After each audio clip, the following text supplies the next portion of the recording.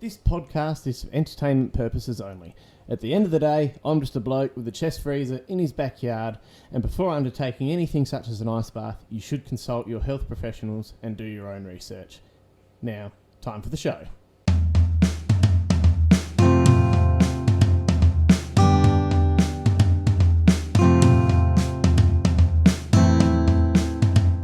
G'day legends, welcome to today's episode of the Cold Exposure Hot Topics podcast. I'm your host Trav Dittmar and I'm joined today by Nick Mitris. Nick, how you going, mate? Yeah, I'm good, mate. How are you? Good. So, probably about 10 minutes out of the ice bath now. How are you feeling?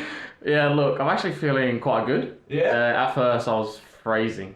My body temperature was doing all sorts of things, so now I'm much more relaxed, which is good. Yeah, excellent. And you got a bit of an impromptu cardio workout as well beforehand. Yeah. Took about 6 or 7 minutes to crush up that ice, didn't Oh, it? mate, it took so long. I literally was like, I was banging it, and it was not crushing. And I was like, I don't think I'm banging it hard enough. And that's went full pelt, and then it started to shatter. Yeah. I think I was a little bit nervous, actually. I was scared of the ice going everywhere, hitting you. Oh, look, that's just part and parcel of my job, mate. I wouldn't stress about that. But it's amazing how thick it gets underneath, isn't it? Oh, it was crazy. There was like one chunk of ice like this big. I couldn't believe it. I'm like, I don't think I'm mentally ready for this. Well, you did actually, like the first time you tried to get in, it was, a little bit of that shock factor. So you did hop out and have a bit of a break, but you certainly got back in and nailed it, mate. So you should be proud of yourself for that. Yeah, well, thanks for your support. I don't think I could have done it without you. If I was by myself, it could have been a different story. I could have just been like, nah, I'm out. Yeah. Oh, I've got my legs in, that counts. Yeah, that's right. But no, it was good. It was good. Yeah, excellent. No, it's been great to have you on and great to actually meet you for the first time. So you and I connected through the Solace group initially, but I'd like to actually find out a bit more about yourself, mate. So why don't you tell us all a bit about your journey? Yeah, awesome. All right, so I reckon I joined the Solace community. Actually, it wasn't the Solace community then. It was 8 Feet Academy through Dan. Mm-hmm. So I met Dan through a personal development group through Set the Standard. That's with Corey Boutwell and Glenn. Yep, that's him. I was actually in it when it was Overcome the Chaos. Oh, okay. Yeah. Geez, small world, hey? Isn't it? Yeah. So I ended up meeting Dan through that community. And at one point, I was trying all these different diets, trying all these different training programs, trying everything, and I wasn't happy with my body. I'm like, I was even listening to my parents. They were saying, you got to do it this way, you got to do it that way.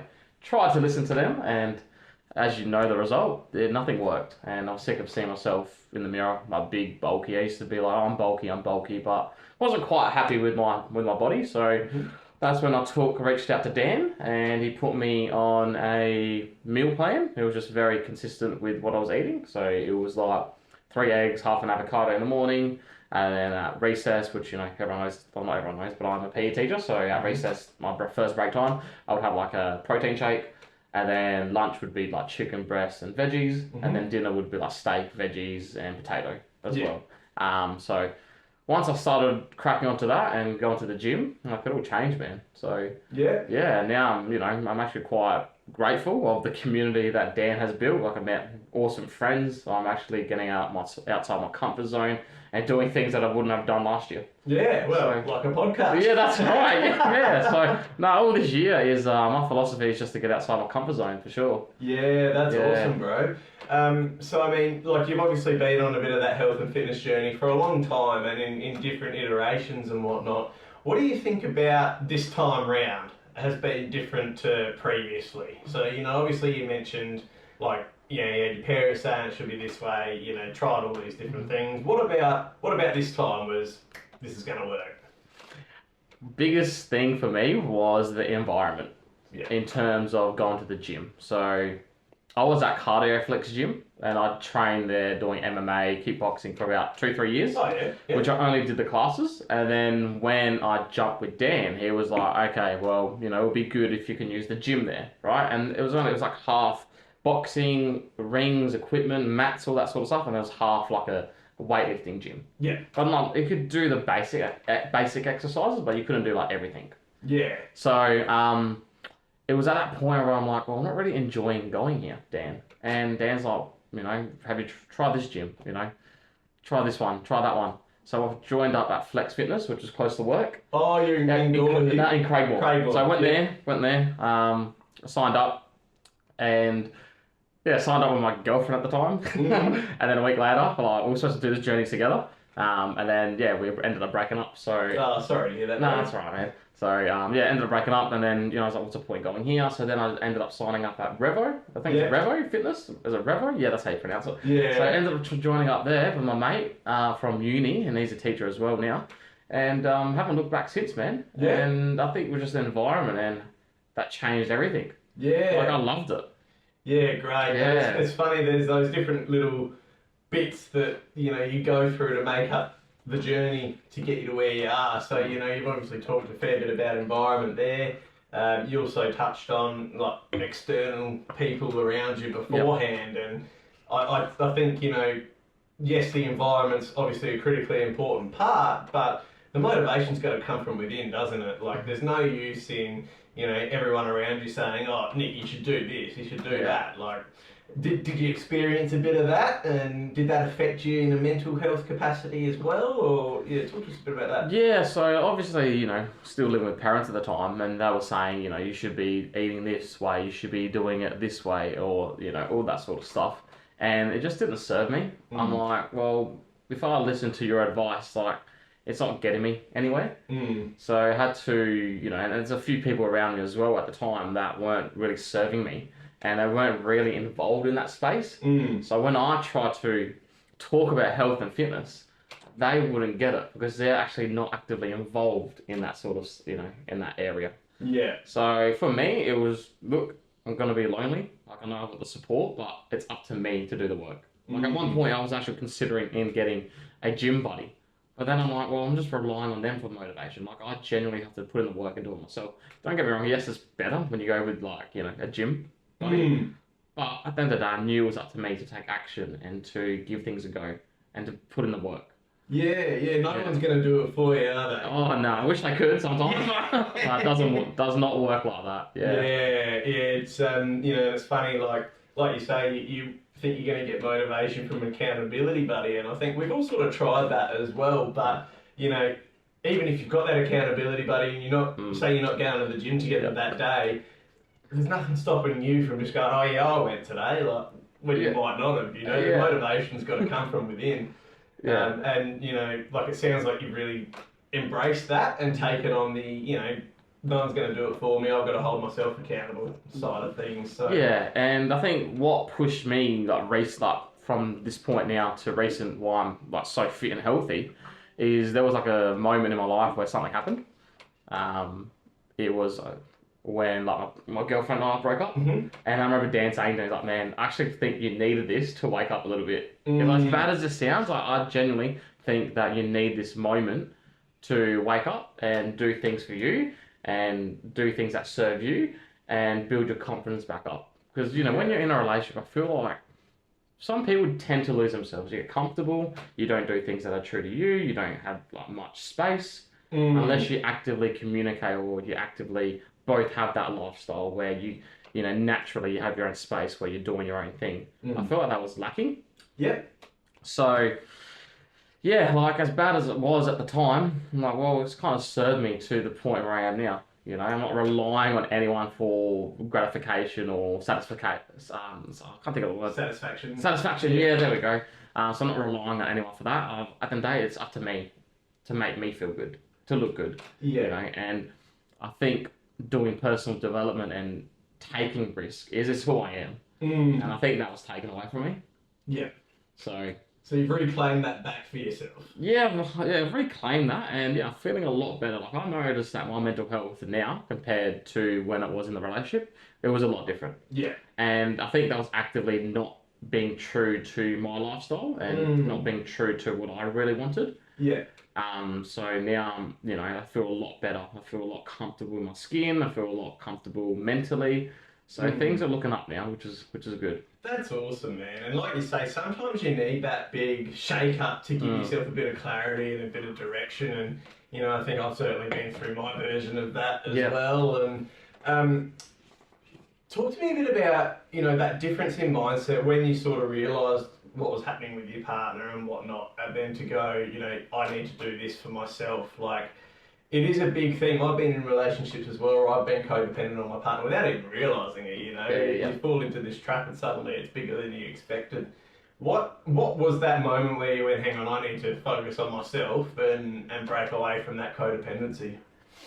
It was probably to do with the fact that I just wasn't happy with myself. It was probably towards the end of the relationship where we went our separate ways, and it was at that point where I was like, well, I need to focus on me. I need to do things for me that's going to make me feel good, and I literally had myself, and that's where it all stemmed from. Like, that's where the mindset and the narrative came, where I had to do things for myself because you don't know when people are going to leave, and I remember talking to Dan about this. I don't want to keep mentioning Dan, so Dan, if you're listening to this, shout out to you. Oh, he'll love the plugs, mate. He's getting plenty out of this, don't you worry. Yeah, so, and I remember him saying to me, like, I remember going through that process, and he said to me, imagine how confident you would be if you had a six-pack and you're living a life true to you and putting in the work and loving yourself, like, having the mindset that you could pretty much get potentially any girl.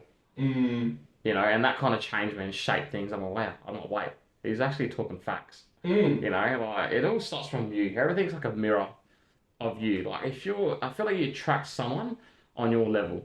Like, you hear people around me in relationships where, they're going through, abusive or toxicity, or, those traits in a relationship.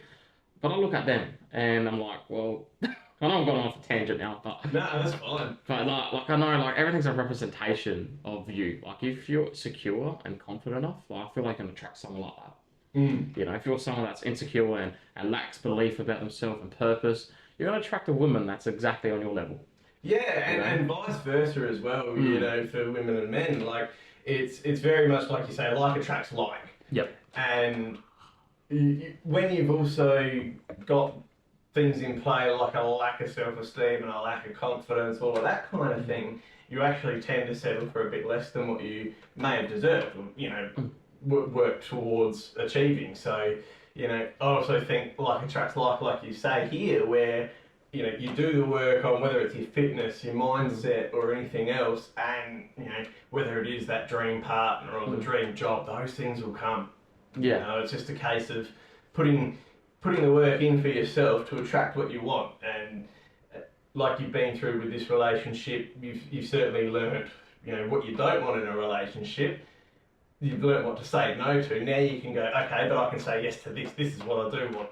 These are the standards, these are the boundaries that I do have, and that's really, really powerful. Yeah. So, by the sounds of it has been that fitness and health journey that's really brought that out in you. What sort of things you're doing at the moment around health and fitness? Yeah, man. So in terms of health and fitness, it's quite routine based. So every morning I'll wake up and have my water, salt, lemon, and then I'll have a bit of lion's mane mushroom and a reishi mushroom from Life Cycle. Yep. So there's a liquid extracts where I just like take 2 meals of each, put it in my water, have that in the morning, scull that. I won't tell everyone like what I'm eating consistently, but my diet plan is quite consistent with whole foods, nutrition. I can't speak. Nutrient. How do you say it? Nutrients. Yeah, nutrient dense based foods as well. Yeah. And then going to the gym 3-4 times a week, following a program as well, which definitely helps. Like going into the gym, knowing what exercises and programs I'm going to do as well. So instead of going in the gym being like, oh, where do I start, or where do I go? What exercises am I going to do today? It definitely helps having some sort of visual representation of what to do. Yeah. So just to clarify, it would be eating healthy, like-minded people, so the community, and having a structure, routine to go to the gym. Yeah, fantastic. And that aspect of community is so important, isn't it? Like, I've had a few guests on the show now, and it always comes back to that group you've got around you, doesn't it? So, like they always say, the 5 people you hang around with the most are who you sort of become. Who are the 5 people that you're surrounding yourself with now, and how's that sort of shaping out in your life? Yeah, so definitely like Dan, Jason, Luke from the community. Corn beans. Corn beans, yeah. I know that he did a podcast with you as well. He did, I think it was last week, wasn't it? It was, yeah. So when I went to the beach with him yesterday, he was like, "Oh, you should jump on. You should go with Trav. I go to an ice bath." I'm like, "We're in the process of sorting things out, right?" But the timing was a bit off. Like, you wanted to do afternoons, I wanted to do mornings, so that's why. I was quitting my job, not quitting the job, and yeah, I know. I was like, I didn't even know what I was doing at that time, so it's all good. But we made it work. But in regards to your question as well, so I'd say like Luke, so Dan, Jason, Luke, Janet, so she's part of the community as well, and like Talia, so they've been great. Mitch as well. Yeah, all part of the group, and when we go to the gym, like we always make sure that we push each other and we hold each other accountable, and we're actually catching up as a group rather than going, how some people just go straight to the gym. We actually try and like catch up outside of the gym, like solace Sundays where we go to the beach, and Dan organises date nights as well, or I'll go over to Dan's house and play a bit of FIFA with the boys. Yeah. So yeah, it's been like I said, it's been a bit of a challenge, like getting outside my comfort zone, but I'm starting to see the benefits of it as well. And the more you do these things, the more you open yourself up to, the more you can challenge yourself as well, and trust yourself too. Especially with ice baths, for example, or even going to the gym, takes a lot of discipline and consistency to do. And it's easy to do on the days you want to go, but it's the days you don't want to go that's the toughest bit, isn't it? 100%. I'm just down a bit of pre-workout or pump juice. I think like what Jason's called. I can't remember what it's called exactly, but yeah, I take that. And then off I go. Because usually I go to the gym around 3:34. Yeah. And at the end of a school day, I'm exhausted. Yeah. I'm exhausted. And so like I need something to boost my energy levels. So usually I'll take a pump formula or a bit of caffeine. Mm-hmm. But I try not to have pre-workout at that time, because otherwise I'll find that my sleep is disturbed. Like I won't have a good sleep. Yeah.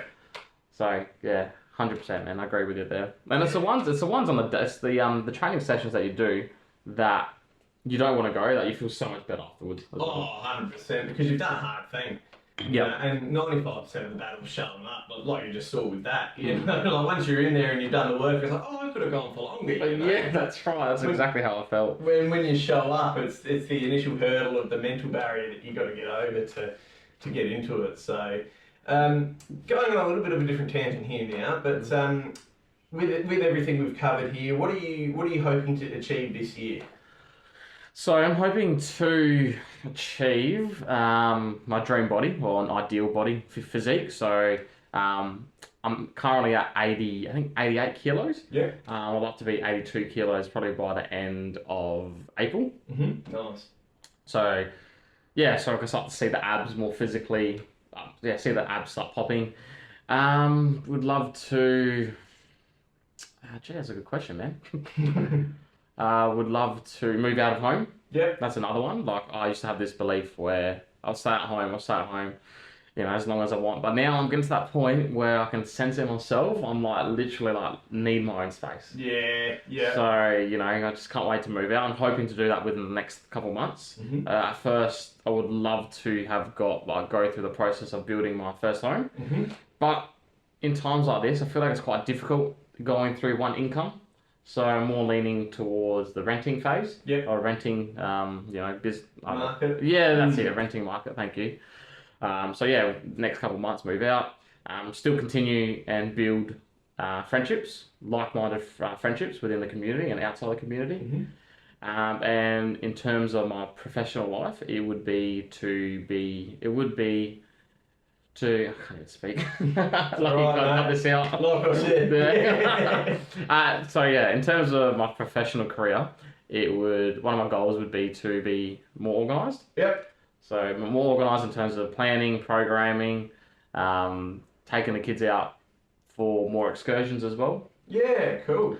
But yeah, I think that's pretty much all covered. Yeah. Yeah. And just to make sure I'm eating about 80 to 90% of whole foods. Yeah. And cut out the snacking, because I know that thing snacking for me was a big contributor in my weight gain. Yeah. And the way that I used to feel, like I think we were talking earlier before the podcast, where living at home and mum has all this stuff, all these things in the pantry, where unhealthy snacks, like chocolate, biscuits, you know, when I'm literally hungry, guess where I'm going? I'll go straight there. Yeah, there goes a box of shakes. Yeah, man, that's I've it. been there, Yeah, I've done that's that. right, yeah. So, you know, I think moving out would definitely help with that for sure. Yeah, 100%. You know. When you can control what you're buying, what's in your cupboard a bit more. Yeah, Absolutely. yeah. I feel like for me, in terms of becoming more independent, I think it's ideal to move out.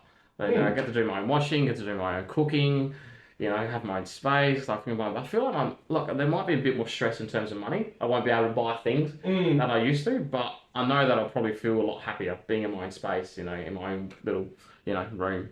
Yeah, absolutely. And I think, you know, there's definitely two schools of people. There's some that like stay at home and can and enjoy being with mum and dad. Me personally, love your mum and dad, absolutely, don't doubt that. But bloody hell, I had to get out of there when I was 18, mate. And I went back for a couple of months when I came back from the army and so on and so forth. But like you say, that independence, that factor of, you know, you say it now where it's like, oh, I get to cook my own food, I get to do this, get to do all of that. Chores are chores. They still suck, but you gotta do them. Do it.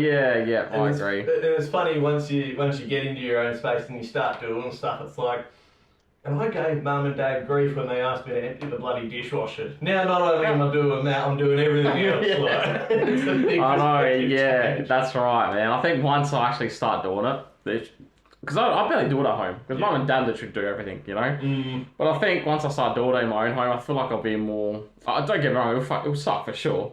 But it'll be something to work towards as a male and being independent, like doing my own washing, doing my own cooking, which I'd pretty much do anyway. Yeah. You know, doing my own, you know, shopping. So it'll be good, man. I'm looking forward to it. And, you know, like I said before, particularly with the shopping, you can keep yourself accountable with what you're buying. But, like, you know, even when you start doing stuff around the house, if you get stuff done early, it's like, shit, that's a win for the day. Yeah. I've already started on momentum. And, That's right. Might have only been vacuuming the floor or something like that, but you just roll into the rest of your day going, It's all done. Yeah. come at me. Like, That's exactly right. Like, let's bring on the rest of the day, eh? Exactly right. So you mentioned before as well, you're on holidays at the moment. You're a PE teacher. So did you always want to be a teacher, or what sort of drew you to that?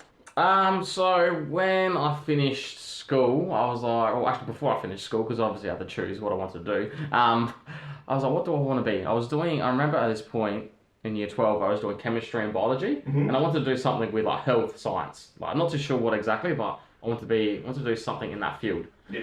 And, you know, doing chemistry and biology in year 12, I wasn't really enjoying it. I was like, if I'm not enjoying it now, what makes me think I'm going to enjoy it in uni? Yeah. So I called it. I was like, all right, now I need to really sit down and narrow my options. And mum wanted to be a teacher when she was when she was in year 12. And she applied to be a teacher, but back then she missed out on a few points. Yeah. So she couldn't go to uni, and her only option then was to repeat year 12. And she didn't want to. Yeah. So anyway, I'm like, oh, okay, maybe teaching. Teaching seems like a rewarding career. So I was like, let me put that down as my first preference for, you know, going into uni. I did want to go to uni. I didn't know that I genuinely want to go to uni. I didn't know what to do. But yeah, that's why I spoke to mum, and she's like, why don't you put teaching down? I think it'll be nice and rewarding for you. You know, I want to be a teacher, you know, that was the story that I gave before. So put down teaching, and then got in. Yep. Got in, and don't get me wrong, I've doubted it, you know, here and there. But you know, I did try something else. Probably last year. Was it last year? Where I did a bit of econ. Okay. Yep. So I had my own store, and I did that through six-figure dropshipper. And I had my own store, like I was doing quite well, but, you know, I feel like me working in my office just wasn't fulfilling. And, you know, I ended up joining the six-figure team as well. And, you know, I was jumping on calls with the students, helping them with their websites, their, you know, marketing, all those sorts of stuff to help them get sales. I was doing that for about 6 months, and then at that point I was in my room. I don't know if it would have been different if I had my own house. It might have been, because I was literally rolling out of bed straight into onto my desk, and I was like, mentally I was not doing it too well. I was like, this isn't for me. Yeah. So after around 6 month mark, I was like, nah, I need to go back to teaching. And lucky I had my full year contract, so I could I did leave without pay, so I could return pretty much whenever.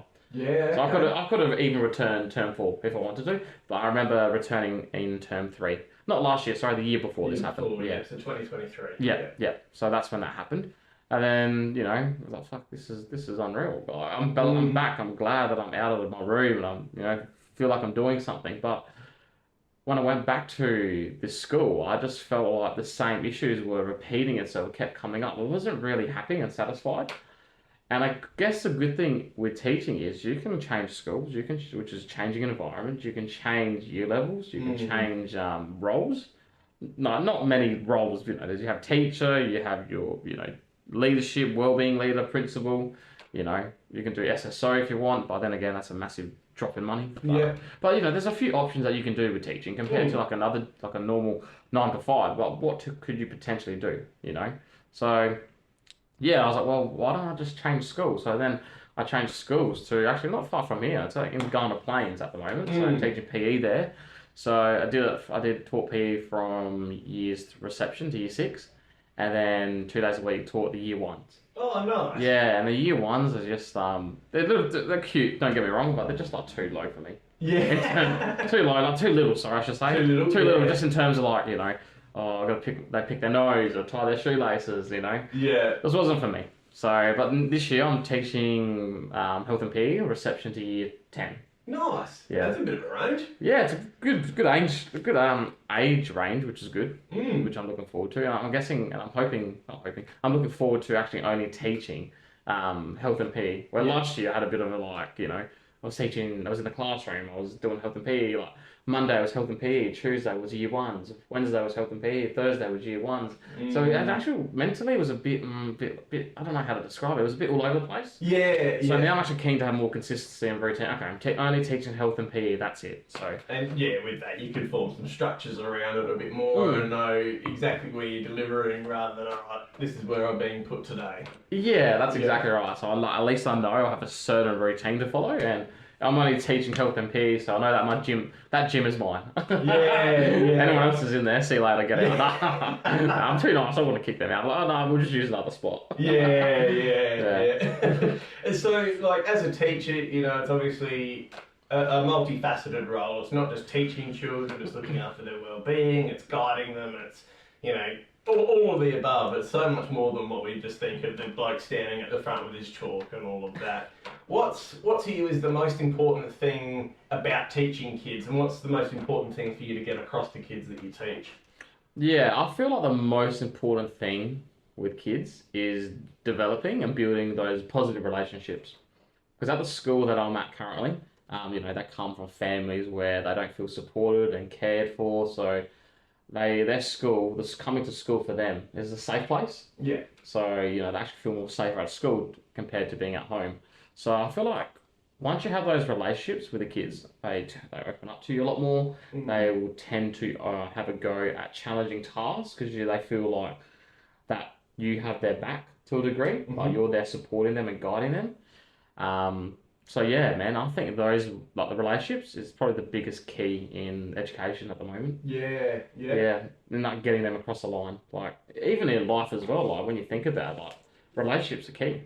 You know, with your friends, your work colleagues, your, you know, partner, family, friends, all that sort of stuff. Absolutely.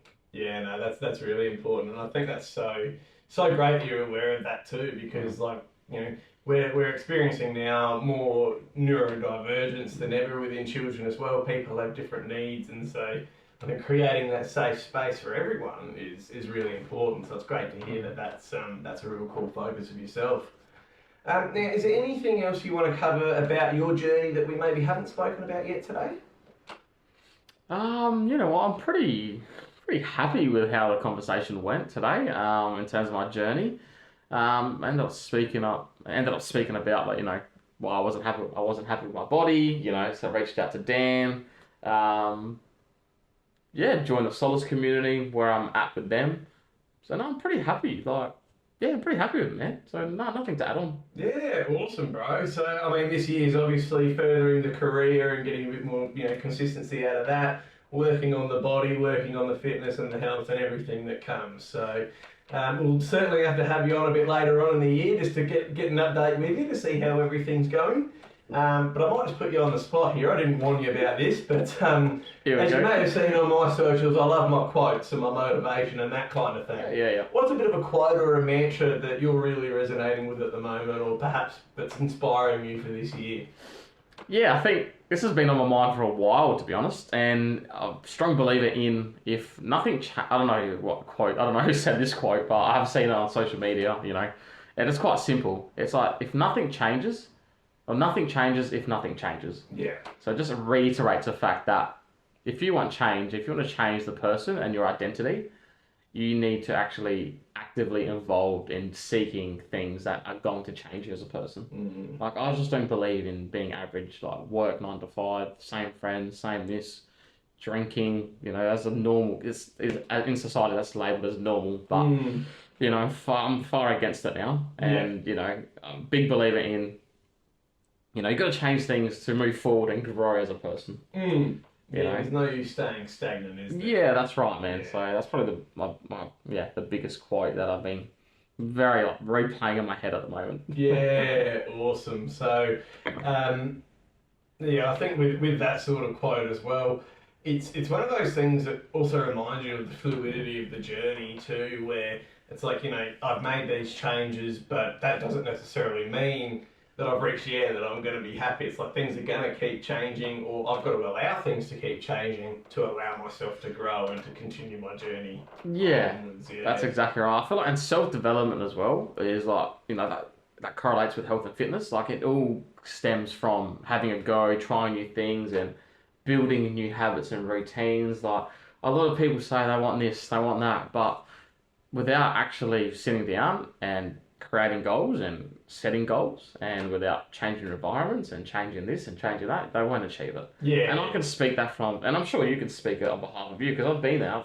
tried this, I've tried that, and that did not work for me. I've gone to the gym, put on no size of muscle, because I didn't have a consistent diet plan, and my knowledge around foods lacked at the time. But now it's like, wow, I'm actually investing with Dan and the community. Like, it's actually paying, it's all serving its purpose. It's making me become a better and stronger Nick. Yeah, excellent. And, that's all we want, is the best and most happiest version of ourselves. And it sounds like you're well on your way to that, brother. Oh, mate, I hope I am. Yeah. I'm sure I am, yeah. We'll get there. No doubt you will, mate. So, look, thanks very much, Nick, for coming on today. It's been great to meet you and have a bit of a chat. Now, if people want to connect with you on social media, where can they find you? So it's just Nick Mitris, I think. Or was it N_Mitris? Yeah, that's on Instagram? On Instagram, yeah. I've got 2 at the moment. One's like, I've got a big following due to my e-commerce background. I'm using that at the moment. So I think from memory, it's Nick Mitris. All in one word. Yeah. So Nick Mitris. Cool. And I'll put that information in the show notes there as well. You can find me on socials, on Instagram as The Journey of Trav, TikTok as Trav Dittmar, YouTube as Trav Dittmar as well. Thank you so much, legends, for tuning in for this episode of the Cold Exposure Hot Topics podcast, and we'll see you next time. Nick, thanks once again, mate. No worries, mate. Pleasure to be here. Pleasure to have you on. Cheers, guys. G'day, legends. Thank you so much for tuning into the show. Just a reminder for where to follow me on social media. I'm The Journey of Trav on Instagram, Trav Dittmar on YouTube, trav.dittmar on TikTok. And if you are listening to this podcast on Apple Podcasts or Spotify, please give me a 5-star rating and leave a review as well. That would go a long way to getting this podcast out there. And if you are watching on YouTube, please like, subscribe, share, all of that good stuff as well. Thanks heaps, legends, and I'll see you next time.